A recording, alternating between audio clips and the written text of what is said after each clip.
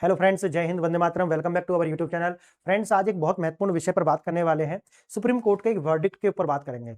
Supreme court ने ये verdict दिया है कि अब जो रिजर्व कैटेगरी के जो स्टूडेंट्स हैं, अगर वो मेरिट में आते हैं, यानी कि अगर वो मेधावी हैं और अगर वो जनरल कैटेगरी को पार करते हैं, उसकी मेरिट को पार करते हैं, तो अब उनकी काउंटिंग किस में होगी? जनरल में होगी। इन्होंने उसमें जो वर्डिक्ट जो दिया है उसके पीछे एक तर्क बताया है। उन्होंने कहा कि जो रिजर्वेशन है वो सीलिंग नहीं है, यानी कि ऊपर का जो एक होता है ना सीलिंग ग्लास, एक कंसेप्ट होता है।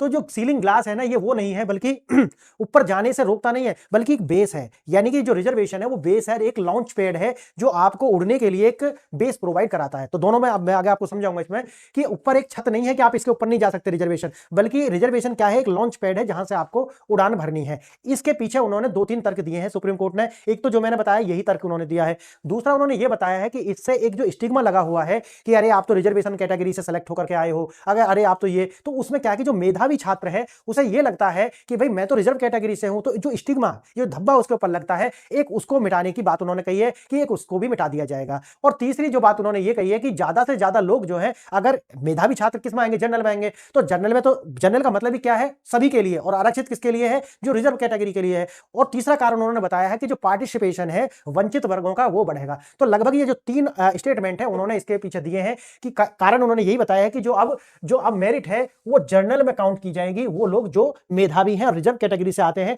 अब अगर वो जनरल कैटेगरी को पार करते हैं तो उनकी काउंटिंग वहां होगी, और जो सीट बचेंगी वो सीट अब रिजर्व कैटेगरी के लोगों के लिए होंगी। आप समझ गए होंगे ये पूरा मामला क्या है। अब मैं आपको इसे विस्तार से बताता हूं क्या है। देखिए, सुप्रीम कोर्ट ने एक ऐतिहासिक फैसला दिया है जहां आरक्षित वर्ग के मेधावी उम्मीदवारों के लिए मेरिट आधारित प्रवासन जो है, उन्होंने बताया कि भैया ये जो मेरिट में आएंगे इन लोगों को जो है जनरल में काउंट किया जाएगा, और रिजर्व सीट जो है एक वेकेंट रह जाएगी, खाली रह जाएगी। उसके लिए जो दूसरे रिजर्व कैटेगरी के जो कम जो मेधावी छात्र हैं वो उसमें आ पाएंगे। मेधावी आरक्षित उम्मीदवार अब जनरल सीट पर गिने जाएंगे यदि वे बिना किसी छूट के सामान्य श्रेणी की कट ऑफ को पार करते हैं। शर्त लगा दिया, अगर वो बिना किसी छूट के सामान्य श्रेणी को पार करते हैं तो। और कारण उन्होंने क्या बताए हैं उसके पीछे, वो मैंने अभी आपको तीन कारण उसमें बताए हैं।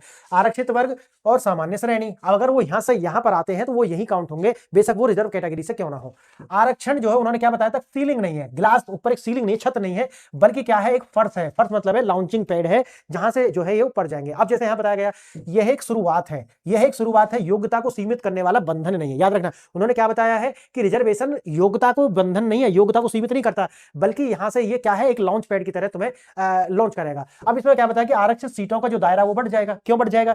वही जो मैं आपको समझाऊंगा। अगर 50 सीट है, अगर उनमें से 50 रिजर्व है, 50 जनरल है, अगर 10 लोग जो है अगर यहां पर आते हैं तो इनकी संख्या कितनी हो जाएगी? 60। समझ गए मेरी बात? क्योंकि 10 रिजर्व के कैटेगरी के जो लोग हैं वो 50 में भी आ जाएंगे, और 50 के 50 जो रिजर्व है वो रहेंगे। तो इसका मतलब है कि इनका टोटल जो है वो बढ़ जाएगा। क्लियर? आप समझिए इसे। अब आप ये कह सकते हो कि भाई ये तो जनरल कैटेगरी के लिए, दो दूसरे विचार के भी लोग होंगे इसमें।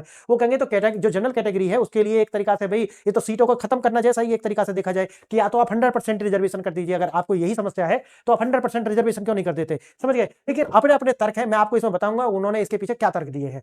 मेधावी उम्मीदवार जनरल में जाने से उनकी जो आरक्षित सीट है उनकी जो संख्या है वो बढ़ जाएगी, और वो जो दूसरे रिजर्व कैटेगरी के जरूरतमंद लोग हैं उनको मिल जाने वाली है। अब इसके दूसरे देखो, आप अपने अलग अलग पर्सपेक्टिव है, लेकिन एक पर्सपेक्टिव जो है ये भी है कि भाई अगर हम रिजर्व कैटेगरी के इतना ही उसमें है तो इससे क्या होगा कि भाई जो कम क्षमता के लोग हैं वो रिजर्व कैटेगरी में आ जाएंगे, और जो उच्च क्षमता के लोग हैं वो ऊपर चले जाएंगे। तो आप ये कर रहे हैं एक तरीका से कि जो जनरल कैटेगरी है उसे इससे लगभग लगभग बाहर कर रहे हैं। अगर आप डायरेक्ट नहीं बढ़ा सकते, क्योंकि आप देखोगे 50% का दायरा है, 50% से ज्यादा रिजर्वेशन आप कर नहीं सकते, तो आप इसका दूसरा पैमाना लेकर के ये हिसाब कर रहे हैं। एक तरीका से देखा जाए तो आप इसे कह सकते हो कि ये डिस्क्रिमिनेशन है, या फिर आप कह सकते हो पॉजिटिव डिस्क्रिमिनेशन है। अब आप जैसा आप इसे सोच सकते हैं, सोचिए। योग्यता को सजा नहीं मिलनी चाहिए। वो क्या कह रहे हैं? वो ये कह रहे हैं कि अगर आप रिजर्व कैटेगरी के लोगों को सिर्फ रिजर्व कैटेगरी में ही रखते हैं जबकि वो मेधावी हैं उसके बाद भी, तो ये क्या होगा? योग्यता के साथ में न्याय नहीं होगा।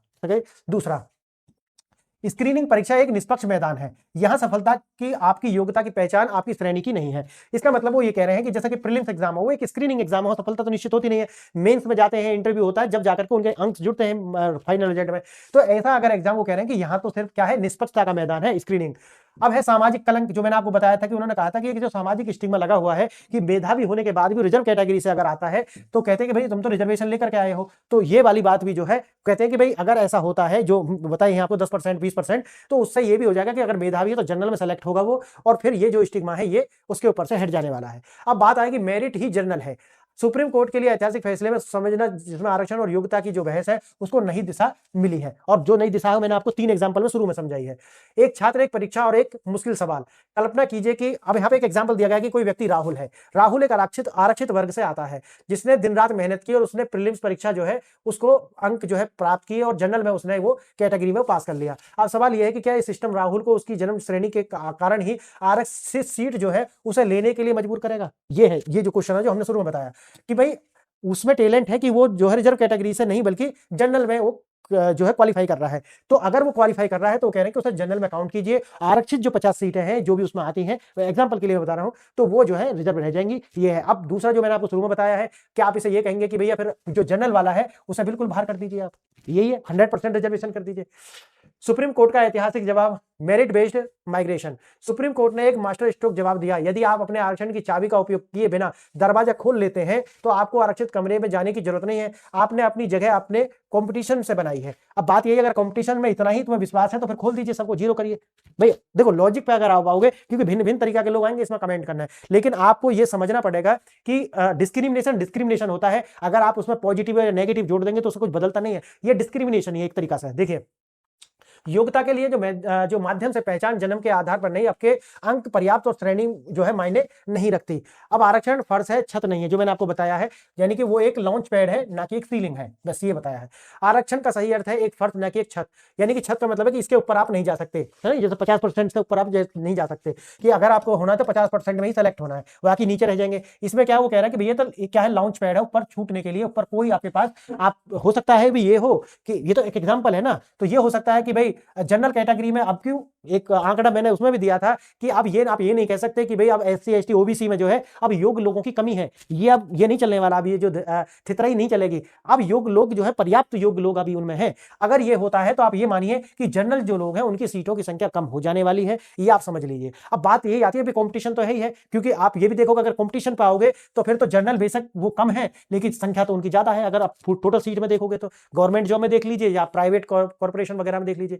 स्पष्टीकरण है, ज्यादा लोग आरक्षण की एक जो सीलिंग है उसे मानते हैं तो इसका मतलब ये होगा कि उनकी जो पर्याप्त संख्या है वो आगे जा नहीं पाएगी, इसीलिए इन्होंने बदला कि भाई हमने ये इसलिए कर दिया है कि वो मानते हैं कि आज भी जो है इसके अंदर ऐसे लोग हैं जो हाशिए पर हैं, इसलिए उनको आगे लाया जाए ताकि ज्यादा से ज्यादा जो लोग हैं वो सर्विस में आए, ऐसा उनका मानना है कोर्ट का। सुप्रीम कोर्ट का यह निर्णय 3 मजबूत स्तंभ है जो मैंने आपको बताए थे। पहला है आरक्षण को इनेबलिंग प्रोविजन बनाना, स्क्रीनिंग परीक्षा को निष्पक्ष मैदान बताना, और मेरिट के लिए कोई सजा नहीं है। मतलब अगर कोई टैलेंटेड है तो उसको भैया जनरल में काउंट होने का अपना एक अधिकार है, ऐसा सुप्रीम कोर्ट मानता है। आरक्षण एक सीढ़ी है, जंजीर नहीं है। मतलब वही बताया जो मैंने आपको बताया, उन्होंने कहा कि अगर आप इसको एक सीलिंग बना दोगे तो जंजीर बन जाएगी। क्यों? क्योंकि 50% से ऊपर जा नहीं सकता। अब उन्होंने कहा कि जो अनुच्छेद 16 है असमानता को दूर करने के लिए एक सीढ़ी प्रदान करता है, लेकिन अगर कोई उम्मीदवार अपनी योग्यता के पंखों से उड़कर शीर्ष पर पहुंच जाता है तो उसे कानून रूप से उसे वापस सीढ़ी पर धकेलना उचित नहीं है। ऐसा करना अनुच्छेद 14 के तहत समानता के अधिकार का जो है उल्लंघन होगा। अब बात तो वही है कि अगर आप रिजर्वेशन को देखो तो समानता के अधिकार का तो ये सारा उल्लंघन यही है पहले आप अपने आप में, ठीक है, लेकिन फिर भी चलो जो भी है, जब खेल का मैदान बराबर हो। स्क्रीनिंग परीक्षा जैसे प्रीलिम्स परीक्षा है, एक निष्पक्ष खेल है, पेपर एक, समय एक और दबाव भी एक होता है, ठीक है। इस मैदान पर अगर कोई जीतता है तो उसकी 5 पहचान जो है वो टॉपर के रूप में होती है, उसकी श्रेणी जो है वो मायने नहीं रखती। अब देखना, योग्यता कोई अपराध नहीं है, तो ये तो दोनों साइड लागू होगा ना। फिर अगर आपको यही लगता है, देखो लॉजिक से बात करनी पड़ेगी। आप ऐसा नहीं है कि अपनी सुविधा के अनुसार आप इमोशनल हो जाएं, अपनी सुविधा के अनुसार आप जो है फिर विक्टिम कार्ड खेलने लगे, अपनी अनुसार अपनी सुविधा के अनुसार आप जो, तो तथ्य पे तो आपको रहना पड़ेगा। अगर आप यही कहते हो योग्यता कोई अपराध नहीं है तो फिर बात तो वही आ जाएगी ना कि फिर जो अपर है उनके लिए क्या अपराध है। फिर ये अगर योग्यता की बात है तो फिर सबको हटाइए, आइए सबको मैदान में। लेकिन फिर वही बात आती है कि भाई हम तो 37 साल के हैं और हमारा क्या दोष है, तो अगर हमें रिजर्वेशन नहीं मिलेगा हम तो बाहर हो जाएंगे। तो तुमसे किसने मना की थी, समझ गए? तो ऐसा नहीं है कि आप जो, अगर आप ये देख रहे हो तो फिर तो आप ये कह रहे हो ना कि अगर कोई उच्च श्रेणी में पैदा है तो जन्म से अमीर है, आप तो ये मान के चल रहे हो ना। अगर कोई एससी में पैदा एसटी में हो रहा है तो जन्म से गरीब है, ये तो अपने आप में ही जो इलॉजिकल है, समझिए इस बात को। तो फिर आप जो है ना फिर तर्क पर रखिए, reservation is not a penalty for the merits, ठीक है। अब वही है भाई, अभी इनका क्या कह सकते हैं। एक उच्च प्रदर्शन करने वाले हाई परफॉर्मर को जबरदस्ती कोटे की सीट में फिट करना उसकी योग्यता के जो है वो डिस्क्रिमिनेशन मानता है। ये तो सारा ही सारा डिस्क्रिमिनेशन तो है। 100 सीटों का उदाहरण जो मैंने आपको शुरू में समझा दिया कि अगर वही चीज है कि 50 सीटें हैं आरक्षित हैं, 50 सीटें जो जनरल की हैं। अब बात आती है कि आरक्षित जो 50 सीटें हैं लेकिन 10 उम्मीदवार ऐसे हैं कि जो बहुत ज्यादा योग्य हैं, वो तो जनरल में काउंट होंगे। उससे ये होगा कि जो ये 50 सीटें हैं अगर देखी जाए तो ये 40 सीटें हो जाएंगी और इधर ये 10 सीटें जो है वो मिलकर के कितनी हो जाएंगी, 60 सीटें हो जाएंगी। तो रिजर्व में 60 हो गई। इसका मतलब है कि अगर आप कहते हो कि रिजर्वेशन की हम लिमिट जो है वो 50% से नहीं बढ़ा सकते, तो इस प्रकार के दाव आप खेल सकते हो फिर, जो अभी आपने खेला है। ठीक है, तो क्या आरक्षण खत्म हो रहा है? नहीं, ये ऑप्टिमाइज्ड हो रहा है। आरक्षण खत्म नहीं हो रहा, बल्कि ये तो आरक्षण का जो दूसरे तरीके से आप सोचिए बढ़ाया ही जा रहा है। इसे खत्म होने की बात आप नहीं कह सकते। ये सुनिश्चित करता है कि आरक्षण का लाभ उन लोगों तक पहुंचे जिन्हें इसकी सबसे ज्यादा जरूरत है। तो इसकी तो बात मैंने पिछली वीडियो में की थी, और उस वीडियो में तो ज्ञानियों की जो पूरी भीड़ लग गई थी। मैंने ये तो कहा था कि SC ST के अंदर भी क्रीमी लेयर लाना चाहिए। भाई OBC के अंदर अगर क्रीमी लेयर है तो SC ST के अंदर क्यों नहीं लाना चाहिए? फिर इंदिरा साहनी वाला बात क्यों लेकर के आप आ जाते हो बीच में कि भाई अगर आप लॉजिक की बात करोगे तो फिर ये जो सेंटेंस लिखा है ना भाई, आपको एक लॉजिक पर रुकना पड़ेगा। अगर आप ये कहते हो कि भाई सुनिश्चित करना पड़ेगा कि आरक्षण का लाभ उन लोगों तक पहुंचे जो बिल्कुल लास्ट में है, समझ गए, जो बिल्कुल गरीब है, तो भाई फिर आपको इसमें लागू करना ही पड़ेगा। फिर उससे आप बच नहीं सकते। उस पर आप ये ज्ञान देने नहीं आ सकते कि नहीं नहीं मैं तो 37 साल का हूं, मैं तो बाहर हो जाऊंगा। अब बात वही है कि मिथक बनना सच्चाई या अफवाहों से सावधान। आरक्षण खत्म किया जा रहा है, अब बात ये मिथक नहीं है। अब समझ लेना इसको, मैंने आपको पूरा समझा दिया। अगर आया होगा तो आपको बिल्कुल समझ आ गया होगा। सच्चाई क्या है? आरक्षण जो छुआ तक नहीं गया है, यह संवैधानिक प्रक्रिया और स्थायी फैसला केवल प्रक्रिया को अनुकूलित करता है। आप समझ लीजिए एक तरीका से आरक्षण क्या हुआ है, बढ़ा है या घटा है। जनरल का मतलब है ओपन फॉर ऑल। अगर जनरल का मतलब यही है तो फिर रिजर्व वाला मामला क्या है? अब बात वही आएगी ना फिर। समानता का संवैधानिक विकल्प, अब समानता की तो बात कहां पे होगी? सोचिए आप, अगर ये तरीका के निर्णय है तो फिर समानता की बात वही है। यह फैसला अचानक नहीं आया है। इंदिरा साहनी का जो वाद है, जनरल सिंह का जो वाद है, उसमें एक ऐतिहासिक मामले की निरंतरता में इसको देखा जाना चाहिए। कोर्ट ने जो है दिखावटी समानता नहीं बल्कि सब्सटेंटिव इक्वलिटी की बात जो है उसको वास्तविकता दिया है, जहां पिछड़ों को आगे बढ़ाकर उनको सबके बराबर लाया जाए। अगर बात यही है कि अगर इससे सब बराबर आते, मैं इसी सेंटेंस की बात करूं तो भैया 70 साल में बराबर आ चुके होते। और बात तो यही है ना कि ये जो है आर्थिक रूप से तो दिया नहीं जा रहा, ये किससे दिया जा रहा है? ये दिया जा रहा है एट्रोसिटीज के ऊपर, कि एट्रोसिटीज हुई है। भाई आर्थिक आधार पर भी नहीं दिया जा रहा और नहीं धार्मिक आधार पर दिया जा रहा। किस आधार पर दिया जा रहा है आरक्षण? आरक्षण दिया जा रहा है एट्रोसिटीज के आधार पर, कि भैया सदियों से अत्याचार हुए हैं इसलिए ना आरक्षण दीजिए। अगर आरक्षण इसी आधार पर है तो फिर आप जो है ना SC ST के अंदर भी क्या कर सकते हैं, क्रीमी लेयर लाइए। ये तो सुप्रीम कोर्ट बोल चुका है। और जब ये होता है तो लोग फिर कहते हैं कि नहीं नहीं हमारे अधिकार जा रहे हैं। बस यही तो है मामला। जमीनी हकीकत क्या है? इस फैसले का समाज पर असर क्या होगा? एक तो वही जो मैंने आपको शुरू में 3 बताए, कलंक खत्म हो जाएगा, ठीक है। आकांक्षाओं को उड़ान लगेगी। क्या उड़ान लगेगी? भैया हम ज्यादा टैलेंट अर्जित करें और जनरल में जाएं। और समाज में एकीकरण, भैया समाज में एकीकरण कौन सा लॉजिक है मुझे बता दीजिए आप। अगर रिजर्वेशन ने तो बल्कि समाज को बांट करके रखा है। अगर जातिवाद का अगर ज्यादा आप उदाहरण देखते हो ना, अगर जातिवाद आज भी जिंदा है तो रिजर्वेशन उसकी जड़ में है, याद रखना इस बात को। क्योंकि अगर जातिवाद है तो इसीलिए है क्योंकि बार बार आपको फॉर्म में भरना पड़ता है कि आप ST से हो, ST से हो, OBC से हो। तो अगर ये सब है, अब लगेगा तो ये लोगों को, बहुतों को अच्छा लगेगा, कुछ को खराब भी लगेगा। लेकिन एक बात मैं जरूर कह रहा हूं कि अगर कोई सामान्य बुद्धि का भी व्यक्ति है ना, वो ऐसा कह नहीं सकता कि इससे जो है सामाजिक एकीकरण होगा। अच्छा शब्दों में कह सकते हो, लेकिन जमीन पे ये होता हुआ दिखेगा नहीं आपको।